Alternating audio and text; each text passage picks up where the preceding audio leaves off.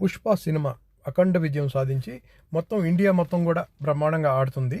కానీ పుష్ప సినిమాకి అనేక రాయితీలు కల్పించిన తెలంగాణ గవర్నమెంట్ కానీ ఆంధ్ర గవర్నమెంట్ కానీ కృతజ్ఞత చెప్తూ అల్లు అర్జున్ గారు తెలంగాణ గవర్నమెంట్ ముఖ్యమంత్రిని అసలు పట్టించుకోకుండా కేర్లెస్గా సమాధానం చెప్పడం, తర్వాత థియేటర్లో పోలీసు వారు వచ్చి వాళ్ళని మాట్లాడినప్పుడు ఆయన బయట చనిపోయినారు అని చెప్పినప్పుడు ఆయన రియాక్ట్ కాకుండా నేను మొత్తం సినిమా చూసిపోతానని చెప్పడం, రోడ్ షో చేయడం, ఇలా అనేక రకాలుగా ప్రభుత్వానికి వ్యతిరేకంగా దీనికి తగ్గట్టుగా అపోజిషన్లో ఉన్న కేటీఆర్ గారు వీళ్ళందరూ కూడా ఆయనకి సపోర్ట్గా మాట్లాడడం, ఇది రాజకీయ రంగు సంతరించుకుంది.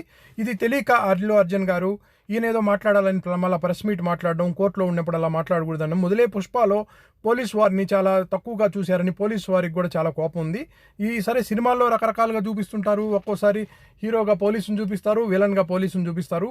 దానిలో రెడ్లను కూడా కావాలని విలన్లుగా పెట్టి అందరు రెడ్ల పేర్లు సినిమాల్లో రెడ్లను విలన్గా చూపిస్తున్నారు. ఇవంతా ఎవరు పట్టించుకోరు. ఏదో సినిమాల్లో రకరకాలుగా మళ్ళీ హీరోలుగా కూడా రెడ్లను చూపిస్తారు. అలా పట్టించుకోకుండా ఎంతో జరుగుతూ ఉంటుంది. అలాంటప్పుడు అన్ని రాయితీలు కల్పించిన తెలంగాణ ముఖ్యమంత్రిని ఆయన పేరును కూడా ఉచ్చరించకుండా ఆయన కేర్లెస్ చేశారు అనే ఉద్దేశం బయట వ్యాపించింది. దీనివల్ల ఆయన సినిమాలకు ఇచ్చే రాయితీలు మొత్తం రద్దు చేస్తానని చెప్పారు తెలంగాణ ముఖ్యమంత్రి రేవంత్ రెడ్డి గారు. అందువల్ల మొత్తం సినీ పరిశ్రమే ప్రమాదంలో పడిపోయింది. పుష్ప సినిమా వల్ల, అల్లు అర్జున్ గారు వేసిన రాంగ్ స్టెప్ వల్ల.